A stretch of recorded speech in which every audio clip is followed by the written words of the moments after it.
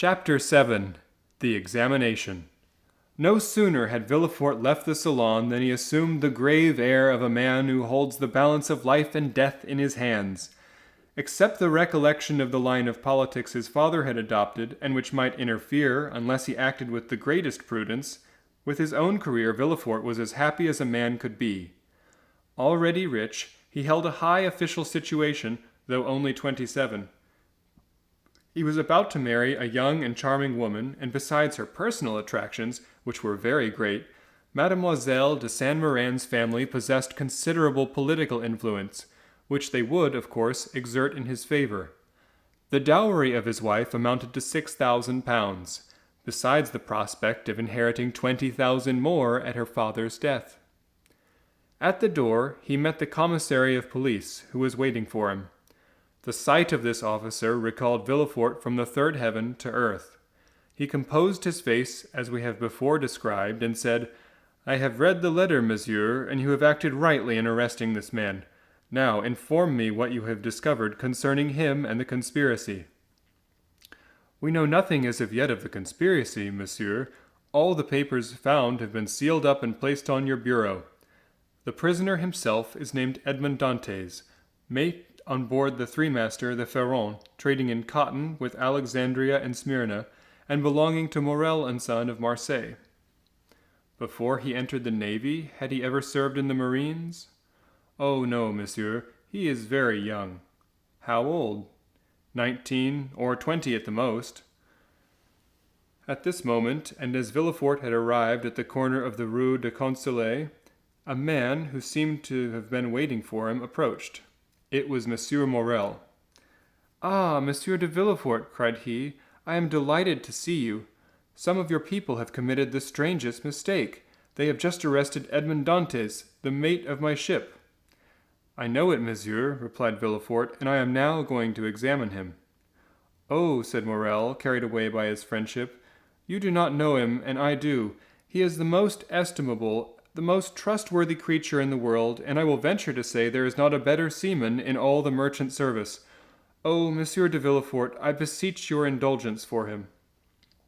Villefort, as we have seen, belonged to the aristocratic party at Marseille, Morel to the plebeian. The first was a royalist, the other suspected of Bonapartism. Villefort looked disdainfully at Morel and replied, "You are aware, monsieur, that a man may be estimable and trustworthy in private life, and the best seaman in the merchant service, and yet be, politically speaking, a great criminal. Is it not true?" The magistrate laid emphasis on these words, as if he wished to apply them to the owner himself, whilst his eyes seemed to plunge into the heart of him who, whilst he interceded for another, had himself need of indulgence. Morel reddened, for his own conscience was not quite clear on politics.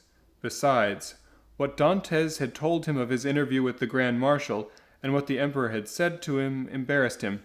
He replied, however, "I entreat you, Monsieur de Villefort, be, as you always are, kind and equitable, and give him back to us soon."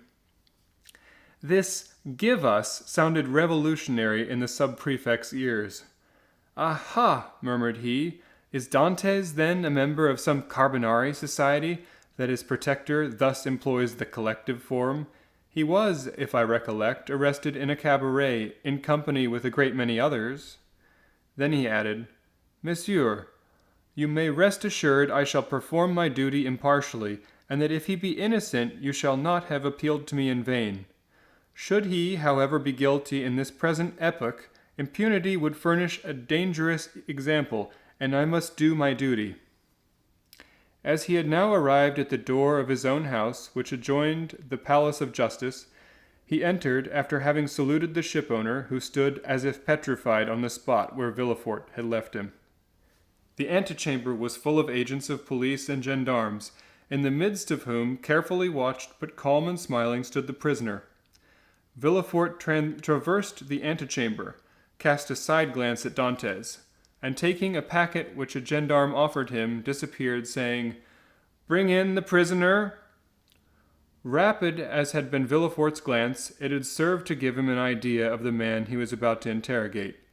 He had recognized intelligence in the high forehead, courage in the dark eye and bent brow, and frankness in the thick lips that showed a set of pearly teeth. Villefort's first impression was favorable, but he had been so often warned to mistrust first impulses that he applied the maxim to the impression, forgetting the difference between the two words. He stifled, therefore, the feelings of compassion that were rising, composed his features, and sat down at his bureau. An instant after, Dantes entered. He was pale, but calm and collected, and saluting his judge with easy politeness, looked round for a seat, as if he had been in the salon of Monsieur Morel. It was then that he encountered for the first time Villefort's look, that look peculiar to justice, which, whilst it seems to read the culprit's thoughts, betrays naught of its own. "Who and what are you?" demanded Villefort, turning over a pile of papers containing information relative to the prisoner that an agent of police had given to him on his entry. "My name is Edmond Dantes," replied the young man calmly. "I am mate of the Pharaon belonging to Messieurs Morel and Son." "Your age?" continued Villefort. 19, returned Dantes. "What were you doing at the moment you were arrested?" "I was at the festival of my marriage, monsieur," said the young man, his voice slightly tremulous, so great was the contrast between that happy moment and the painful ceremony he was now undergoing. So great was the contrast between the sombre aspect of Monsieur de Villefort and the radiant face of Mercédès. "You were at the festival of your marriage?" said the deputy, shuddering in spite of himself. "Yes, monsieur. I am on the point of marrying a young girl I have been attached to for 3 years." Villefort, impassive as he was struck with this coincidence, and the tremulous voice of Dantes, surprised in the midst of his happiness, struck a sympathetic chord in his own bosom. He also was on the point of being married, and he was summoned from his own happiness to destroy that of another. This philosophic reflection, thought he, will make a great sensation at Monsieur de Saint-Méran's, and he arranged mentally, whilst Dantes awaited further questions, the antithesis by which orators often create a reputation for eloquence. When this speech was arranged, Villefort turned to Dantes. "Continue, sir," said he. "What would you have me continue?" "To give all the information in your power." "Tell me on which point you desire information, and I will tell all I know. Only," added he with a smile, "I warn you I know very little." "Have you served under the usurper?" "I was about to be incorporated in the Royal Marines when he fell." "It is reported your political opinions are extreme," said Villefort, who had never heard anything of the kind, but was not sorry to make this inquiry as if it were an accusation. "My political opinions?" replied Dantes. "Alas, sir, I never had any opinions. I am hardly 19, I know nothing, I have no part to play. If I obtain the situation I desire, I shall owe it to Monsieur Morel. Thus all my opinions, I will not say public, but private, are confined to these 3 sentiments. I love my father, I respect Monsieur Morel, and I adore Mercédès. This, sir, is all I can tell you, and you see how uninteresting it is." As Dantes spoke, Villefort gazed at his ingenuous and open countenance, and recollected the words of Renée, who, without knowing who the culprit was, had besought his indulgence for him. With the deputy's knowledge of crime and criminals, every word the young man uttered convinced him more and more of his innocence. This lad, for he was scarcely a man, simple, natural, eloquent, with that eloquence of the heart, never found when sought for, full of affection for everybody, because he was happy, and because happiness renders even the wicked good, extended his affection even to his judge, spite of Villefort's severe look and stern accent. Dantes seemed full of kindness. "Pardieu," said Villefort, "he is a noble fellow. I hope I shall gain Renée's favor easily by obeying the first command she ever imposed on me. I shall have at least a pressure of the hand in public, and a sweet kiss in private." Full of this idea, Villefort's face became so joyous that when he turned to Dantes, the latter, who had watched the change on his physiognomy, was smiling also. "Sir," said Villefort, "have you any enemies, at least that you know?" "I have enemies?" replied Dantes. "My position is not sufficiently elevated for that. As for my character, that is, perhaps, somewhat too hasty, but I have striven to repress it. I have had 10 or 12 sailors under me, and if you question them, they will tell you that they love and respect me not as a father, for I am too young, but as an elder brother." "But instead of enemies, you may have excited jealousy. You are about to become captain at 19, an elevated post. You are about to marry a pretty girl who loves you, and these 2 pieces of good fortune may have excited the envy of someone. You are right. You know men better than I do, and what you say may possibly be the case, I confess. I prefer not knowing them, because then I could be forced to hate them. You are wrong. You should always strive to see clearly around you. You seem a worthy young man. I will depart from the strict line of my duty to aid you in discovering the author of this accusation. Here is the paper. Do you know the writing?" As he spoke, Villefort drew the letter from his pocket and presented it to Dantes. Dantes read it. A cloud passed over his brow, and he said, "No, monsieur, I do not know the writing, and yet it is tolerably plain. Whoever did it writes well. I am very fortunate," added he, looking gratefully at Villefort, "to be examined by such a man as you, for this envious person is a real enemy." And by the rapid glance that the young man's eyes shot forth, Villefort saw how much energy lay hid beneath this mildness. "Now," said the deputy, "answer me frankly, not as a prisoner to a judge, but as one man to another who takes an interest in him. What truth is there in the accusation contained in this anonymous letter?" And Villefort threw disdainfully on his bureau the letter Dantes had just given back to him. "Not at all. I will tell you the real facts. I swear by my honor as a sailor, by my love for Mercedes, by the life of my father." "Speak, monsieur," said Villefort. Then internally, "If Renée could see me, I hope she would be satisfied and would no longer call me a decapitator." "Well, when we quitted Naples, Captain Leclerc was attacked with a brain fever. As we had no doctor on board, and he was so anxious to arrive at Elba that he would not touch at any other port, his disorder rose to such a height that at the end of the 3rd day, feeling he was dying, he called me to him. "My dear Dantes," said he, "swear to perform what I am going to tell you, for it is a matter of the deepest importance." "I swear, Captain," replied I. "Well, as after my death the command devolves on you as mate, assume the command, and bear up for the Isle of Elba. Disembark at Porto Ferrajo. Ask for the Grand Marshal. Give him this letter. Perhaps they will give you another letter and charge you with the commission. You will accomplish what I was to have done, and derive all the honor and profit from it." "I will do it, Captain, but perhaps I shall not be admitted to the Grand Marshal's presence as easily as you expect." "Here is a ring that will obtain audience of him and remove every difficulty," said the captain. At these words he gave me a ring. It was time. 2 hours after he was delirious, the next day he died. "And what did you do then?" "What I ought to have done, and what everyone would have done in my place. Everywhere the last requests of a dying man are sacred, but amongst sailors the last requests of his superior are commands. I sailed for the Isle of Elba, where I arrived the next day. I ordered everybody to remain on board and went on shore alone.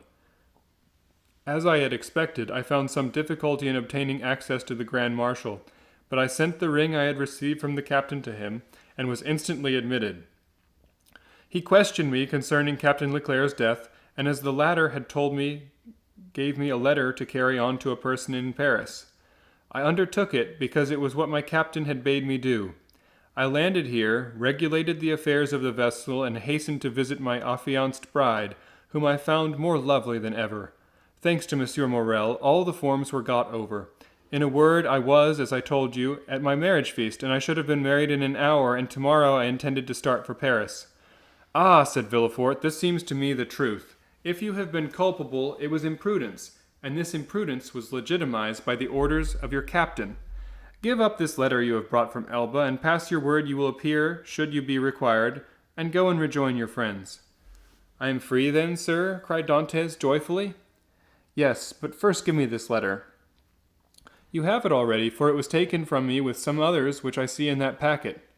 "Stop a moment," said the deputy, as Dantes took his hat and gloves. "To whom is it addressed?" "To Monsieur Noirtier, Rue Coqueron, Paris."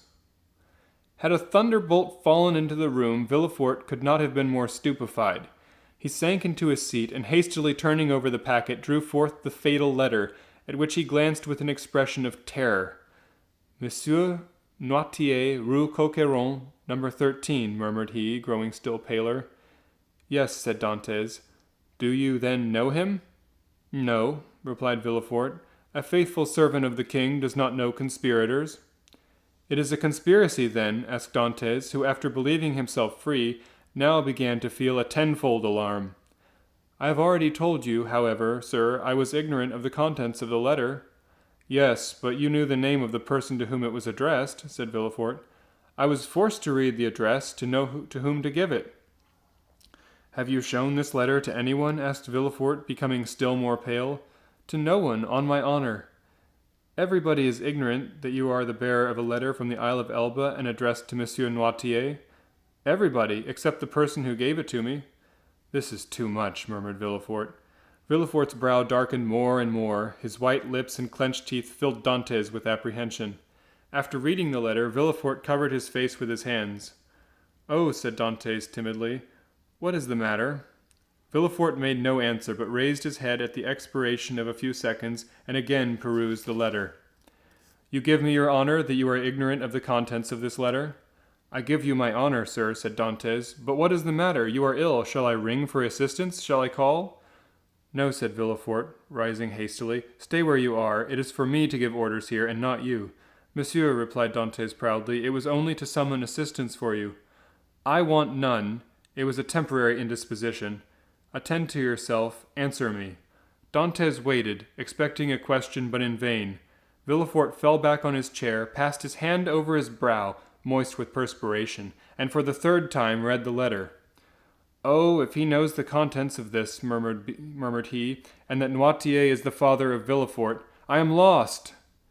And he fixed his eyes upon Edmond as if he would have penetrated his thoughts. "Oh, it is impossible to doubt it," cried he suddenly. "In heaven's name," cried the unhappy young man, "if you doubt me, question me. I will answer you." Villefort made a violent effort, and in a tone he strove to render firm. "Sir," said he, "I am no longer able, as I had hoped, to restore you immediately to liberty. Before doing so, I must consult a judge of instruction, but you see how I behave towards you." "Oh, monsieur," cried Dantes, "you have been rather a friend than a judge." "Well, I must detain you some time longer, but I will strive to make it as short as possible. The principal charge against you is this letter, and you see—" Villefort approached the fire, cast it in, and waited until it was entirely consumed. "You see, I destroy it." "Oh," exclaimed Dantes, "you are goodness itself." "Listen," continued Villefort, "you can now have confidence in me after what I have done." "Oh, order me, and I will obey." "Listen, this is not an order, but a counsel I give you." "Speak, and I will follow your advice." "I shall detain you until this evening in the Palais de Justice. Should anyone else interrogate you, do not breathe a word of this letter."